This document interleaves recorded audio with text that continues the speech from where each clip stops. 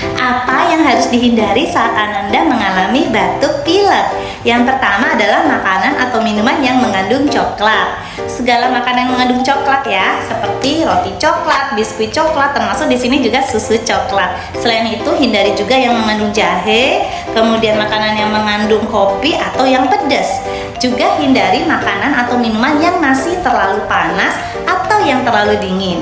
Selain itu, hindari juga permen seperti yupi, juga ciki-cikian, kacang, juga buah-buahan yang merangsang batuk. Buah apa aja nih yang nggak boleh? Ada tomat, stroberi, jeruk, kiwi, jamur, anggur, nanas, pisang. Kok banyak banget ya. Yang boleh apa dong? Katanya yang aman untuk batuk pilek itu adalah pir ya. Semoga dengan menghindari makanan minuman ini batuk pileknya cepat sembuh ya. Jangan lupa follow, like, komen, dan share ya.